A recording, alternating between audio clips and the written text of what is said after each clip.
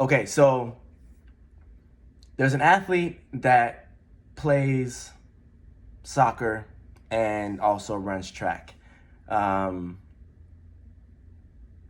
well, those two sports are during the spring season. Now,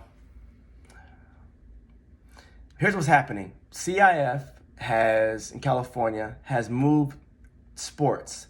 So all of the fall sports have moved to either the winter or to the spring. They push everything back. All of the winter sports divided, as in to the winter or to the spring. Typically, you have like football in the fall, you have soccer in the winter, and then track and field in the spring. What they did was that middle season, they divided and pushed them back, and they pushed the whole calendar back. So now football and all the fall sports and some of the winter sports are going to start in January for season. And then some of the winter sports are going to bump over to the spring sports, and all spring sports will start 1 month later, which is great. So you're not losing any sports essentially. The problem that is coming up, which has arisen, is there are athletes that now have to choose on their spring sport because they were in basketball, for example, and now basketball's in the spring. Maybe they did basketball and track.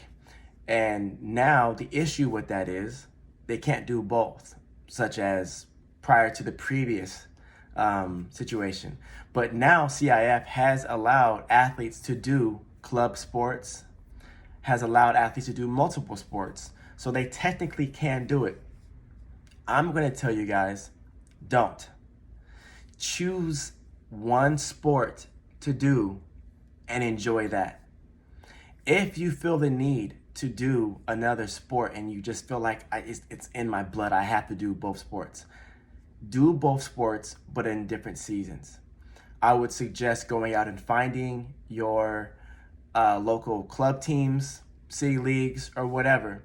But just do me a favor and do not do multiple sports inside of your main sport. So for example, let's say the basketball player is a successful high jumper or a long jumper. Don't do basketball and then say, well, I can show up to my track meet without any practice and then just jump and win and score points. It's not going to be of value to you. So for example, let's say you're not in track, but I'm gonna use this track and field metaphor. You run a 400-meter dash, all right? Or for those who maybe don't understand sports, you run a mile, right? Running a mile and you're just going. Well, the first lap or first portion of that mile, you feel good. Like your body's feeling good. You're just getting into your running positions and you're like in this groove. The second lap, you're like, all right, like now I'm feeling my breathing coming heavy. It's going. I'm feeling great. And then all of a sudden, that third lap, you're like, oh, okay. I feel myself getting tired. And the fourth lap, you're just kicking in this aggressive, adrenaline pumped, just finish this race. Well, this is what happens. In sports, it happens the other way around. So in the beginning, you're fresh, you're feeling great, you're injury free, you're playing basketball and you're running track or you're doing whatever multiple sports during the same season, you feel good. However, you have not just two games or two sports, you have two practices. You're going to be doing one practice and then going to another one. You're going to have a coach say, hey, I need you to be at this one. This practice is very important. We're going over some stuff, just a walkthrough. Well, you do the walkthrough, but now you go to a harder practice after because they're not doing a walkthrough. They're doing a full practice. And then you have your games Tuesday and Thursdays, twice a week for basketball. Then you have your invitationals on Saturday. Or you have a rival dual meet that they need you just to come out and jump. And that's on a Thursday, right before your basketball game. Or whatever it may be, you're just doing extra that you would normally do. So yes, you can handle it in the first part of the season. You can handle it for the first half of that 400 meter or 400 mile run, right? But the issue with that is, think about when your team needs you the most. during league, during those rival competitions, during CIF, if you guys make it, during the later part of the season. So now let's put this mile thing analogy back into play. You run the mile and you're having all this adrenaline just going and pushing through it. Well, that's good. The problem is, naturally in the mile, you're going to slow down. Naturally in the mile, your form's going to be off. Naturally in that mile, you're going to have less power because you're just weaker at this point. Now apply having poor form, mentally fatigued, physically fatigued, not as strong during CIF because you just did 2 sports. Whatever type of fatigue you have normally during your actual season, such as basketball, there's ankle rolls, there's wrist injuries, or when you slide on the ground, you happen to like tear your skin or rip your skin or whatever, like the burn you get. Track and field, you might have sore hamstrings.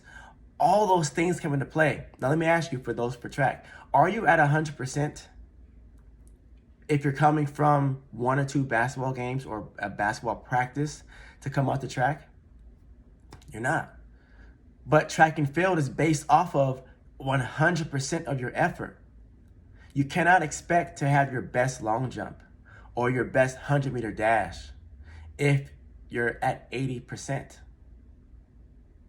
So with that being said, don't do multiple sports during this season, this year. It's too much.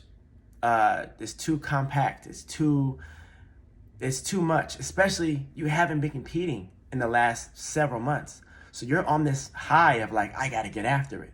My suggestion for you is just pick one sport.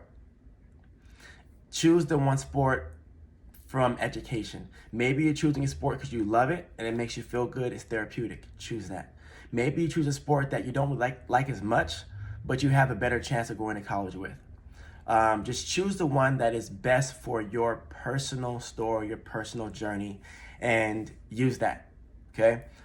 If you can't decide, choose one for now anyway, and then say, Mom, Dad, I also want to do a club team after. So once high school's done, I want to sign up for a track and field club team and join track and field after. Do basketball. Or if you love track, do that, and then when track and field's done, go play basketball. Trust me, there's going to be a season available for you.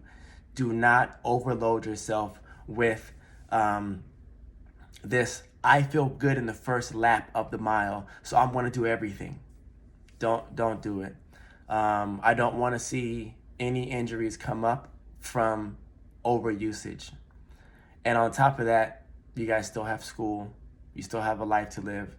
You still have a social life that you would like to have. Let's not overload and bombard your schedule because you're trying to adjust something. So with that being said, you guys choose wisely. If you have any questions on this, you can call me, send me an email at info@keenanbriggs.com. I have a service, a 120-minute conversation that I offer. You guys are always welcome to purchase that and really dive into what your schedule looks like and what's the best benefit for you. And also break down what colleges or universities are actually looking for certain types of athletes, because you don't want to put yourself in a place where you're doing great all 4 years and then this year you do too many sports and you end up with an injury that sacrifices the next 4 years of your collegiate career. So any questions, let me know. I will see you guys soon.